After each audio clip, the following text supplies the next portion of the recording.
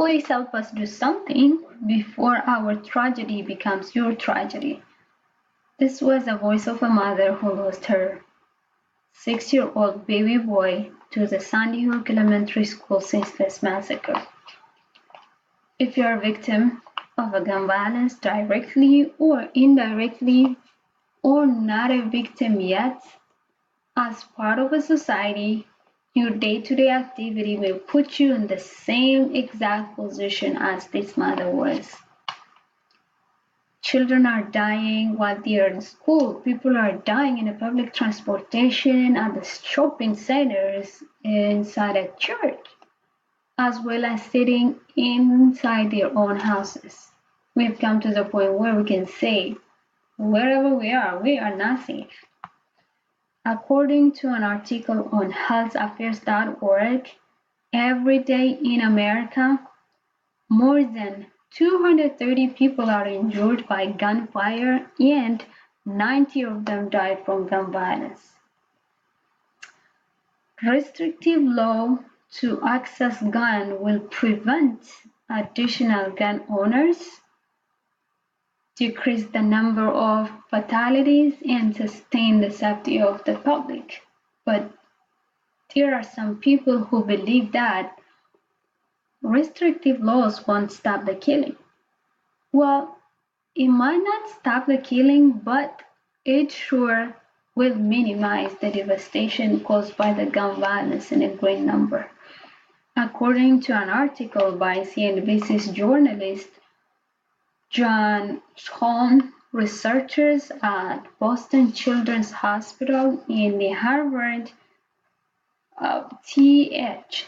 Chan School of Public Health found that the states with stricter gun regulations have fewer firearm deaths than those that don't. That is, the deaths by firearms is more than 4 times higher. Most of us are aware of the devastating incidents happened throughout the years in America, like the Sandy Hook Elementary School, the Charleston Church, and the Fort Lauderdale Airport mass shootings. We could have been in any one of those places and just become one of the victims. As an airline employee, the Fort Lauderdale Airport mass shooting was a very shocking moment of my life. That day, we had a short briefing about the incident, and I remember the devastation and scare on every single one of us. Everybody was asking, what if it was here? What if it was me who died amongst the 5 who died that day, or one of the 6 who got injured? After the incident at Fort Lauderdale Airport, we have learned that the shooter was mentally ill and received psychological treatment.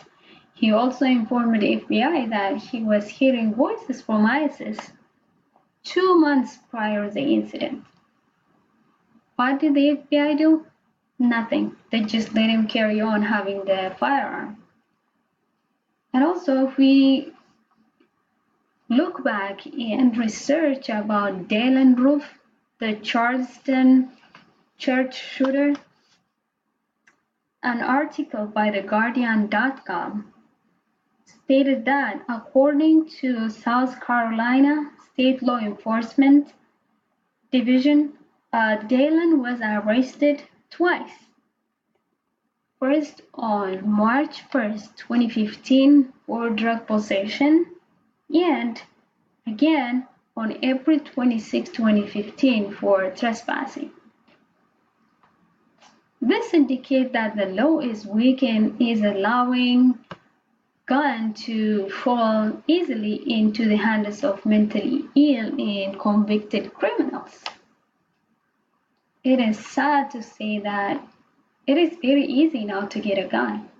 Someone can go to the shops and just show an ID and fill a form asking questions. You just answer whatever you want and get the gun.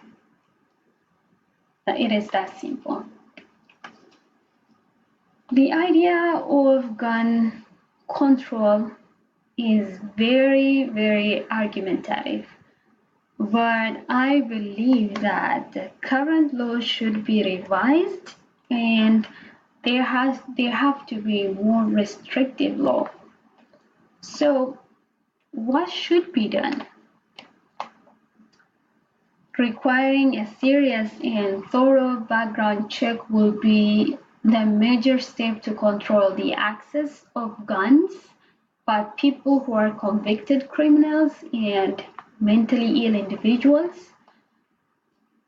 Banning high-capacity magazines is also another mechanism. Reports show that in almost all mass shootings in America, the shooters used these high-capacity rifles. There should also be a strict law on gun industries and sellers. They need to be accountable for any unlawful transaction and practices that they made.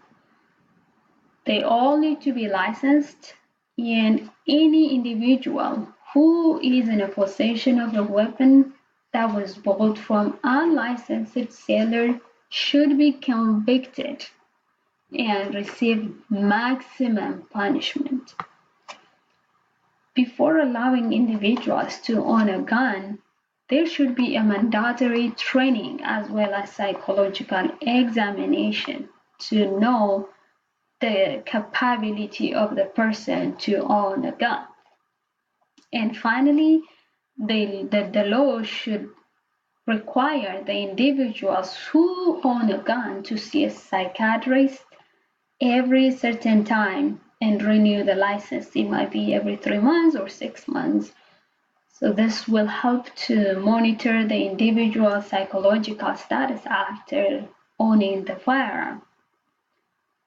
So if you had a different opinion that I have, I hope after watching my speech, you are open to do your own research and make an informed decision on the importance of gun control.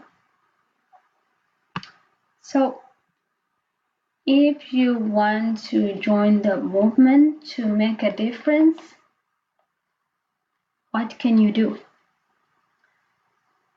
Please join the nonprofit organizations that are fighting to make this happen. You can join the Ready campaign, Everton Gun Safety, Moms Denied Action for Consent in America, or any other organization that has the same mission. By doing so, we can urge the Senate to pass restrictive law to access guns that will prevent additional gun owners, decrease the number of fatalities, and sustain the safety of public. Remember, our lives began to end in the day we become silent about the things that matter. So please go out and make a change. Martin Luther King Jr.